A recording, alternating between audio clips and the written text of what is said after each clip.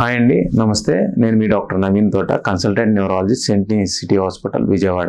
మనం ఏదో ఒక సమయంలో ప్రతి ఒక్కరికి కన్ను అదటం అనేది జరుగుతూ ఉంటుంది. మన ఓపిక కూడా చాలామంది వస్తూ ఉంటారు. సార్, కన్ను అదురుతుంది, కుడి కన్ను అదురుతుంది, లేకపోతే ఎడమ కన్ను అదురుతుంది, ఇది ఏదైనా నరాల జబ్బుకి సంకేతమా అనే ప్రశ్న మీద అడుగుతూ ఉంటారు. ఈ కన్ను అదటం అనేది ప్రతి ఒక్కళ్ళు ఏదో ఒక సమయంలో అనుభవించే ఉంటారు. కానీ కొంతమందికి పదే పదే కన్ను అదురుతూ ఉంటుంది. దీనికి గల కారణాలు చూద్దామండి. First, life style disorders. 2, vitamin deficiencies. 3, కొన్ని నరాల రుగ్మతకు సంబంధించిన జబ్బుల వల్ల కూడా కన్ను అదట్టం అనేది జరుగుతూ ఉంటుందండి. దేనివల్ల అదురుతుందనేది చూసి దానికి ప్రత్యేకంగా మనం వైద్యం చేసుకోగలిగితే ఈ కన్ను అదట్టం అనేది తగ్గుతూ ఉంటుంది. సో కన్ను అదట్టం లైఫ్ స్టైల్ డిజార్డర్స్ ఇప్పుడు చూస్తూ ఉంటాం.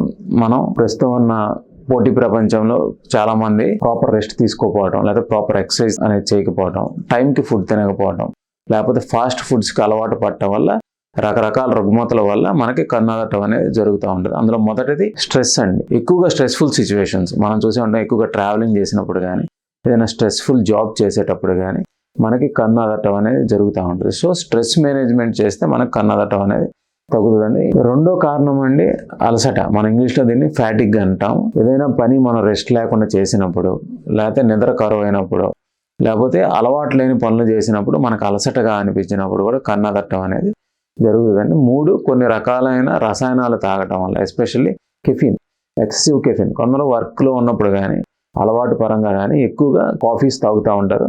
సో కెఫిన్ అనేది ఒక నర్వ్ స్టిమ్యులేటర్. సో ఈ నర్వ్ స్టిమ్యులేట్ అవటం వల్ల కూడా మనకి కన్ను అదట్టం అనేది జరుగుతూ ఉంటుందండి. ఇంకోటి స్మోకింగ్ అండి. స్మోకింగ్ వల్ల మనకి నర్వ్ అండ్ ఇరిటబిలిటీ రావటం వల్ల కూడా మనకి కన్ను అదట్టం అనేది జరుగుతుంది. మోస్ట్ కామన్ కాజ్ అండి డ్రై ఐస్.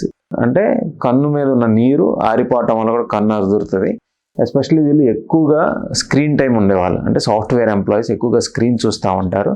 ఈ స్క్రీన్ టైం ఎక్కువగా చూసే వాళ్ళకి డ్రై ఐస్ రావటం వల్ల కన్ను అదురుతూ ఉంటుంది. కొన్ని రకాలైన రోగ నిరోధక శక్తిలో ఇబ్బందుల వల్ల వచ్చే జబ్బుల వల్ల కూడా డ్రై ఐస్ రావటం జరుగుతాయి. చాలా నరాల రుగ్మతల్లో మనకి కన్ను అదట్టం జరుగుతుందండి. అందులో 3 రకాలు మనం గుర్తుపెట్టుకోవాలి. 1, మయోకైమియా. 2, హెమీఫేషియల్ స్పాజం. 3, బ్లెఫరోస్పాజం. మయోకైమియా అంటే నర్వ్ ఎండింగ్ మీద పనిచేసే రోగ నిరోధక శక్తుల ఇబ్బంది వల్ల, నర్వ్ ఎండింగ్ ఇరిటేయటం వల్ల రిపీటెడ్గా కన్ను అదట్టం అనేది జరుగుతూ ఉంటుంది. ఇది కొన్ని రకాలైన యాంటీబాడీస్ వల్ల నర్వ్ ఎఫెక్ట్ అయ్యి ఈ రకమైన ఇబ్బంది అనేది తలెత్తుతూ ఉంటుంది. రెండోదండి హెమీఫేషియల్ స్పాజం. అంటే ముఖానికి సంబంధించిన ఒక నరం, అంటే దాన్ని ఫేషియల్ నర్వ్ అంటాం.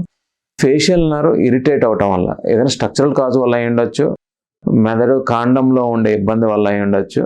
దీనివల్ల ఈ నర్వ్ ఇరిటేట్ అవుతే కనుక మనం మూతి ఒకవైపు పేకటం, కన్ను కొట్టినట్టు జరగడం అనేది జరుగుతుంది. దీన్ని హెమీఫేషియల్ స్పాజం అంటారు. దీనికి స్పెసిఫిక్గా కారణం చూసుకొని మనం వైద్యం చేసుకోవాలి. చివరిదండి బ్లెఫరోస్పాజం. ఈ బ్లెఫరోస్పాజం అంటే మన ప్రమేయం లేకుండానే కండరాలు వ్యాకోచం చెంది కళ్ళు మూసుకుపోయే జబ్బే మనం బ్లెఫరోస్పాజం అంటారు. చాలామంది ఇదేదో ఐ ప్రాబ్లం అని అనుకొని ఎక్కువ ఆఫ్థాల్మాలజిస్ట్ చుట్టూ తిరుగుతూ ఉంటారు. దీన్ని ఎలా గుర్తుపట్టాలంటే, ఎస్పెషల్ లైట్ ఎక్స్పోజర్. అంటే మనం రోడ్డు మీద వెళ్తున్నప్పుడు కానీ, ఏదైనా బైక్ తోలుతున్నప్పుడు సడన్గా మన ప్రమేయం లేకుండా కళ్ళు మూసుకుపోయి తెరవాలన్నా తెరవలేకుండా ఉంటారు. దీన్ని బ్లెఫరోస్పాజం అంటారు. ఇది ఒక కండరాల రుగ్మత. దీన్ని మనం చిన్న ఇంజెక్షన్ ఇవ్వడం ద్వారా మనం క్యూర్ చేయొచ్చండి. కన్ను అదట్టం మీద చాలా అపోహలు ఉన్నాయండి. కన్ను అదట్టం అనేది కొన్ని న్యూరలాజికల్ డిజార్డర్స్ వల్ల కూడా జరగవచ్చు, లేదా లైఫ్ స్టైల్ డిజార్డర్స్ వల్ల జరగవచ్చు. స్పెసిఫిక్గా కారణం చూసి వైద్యం చేసుకుంటే కన్ను అదట్టం అనేది తగ్గిపోయే అవకాశం ఉంటుంది. Thank you.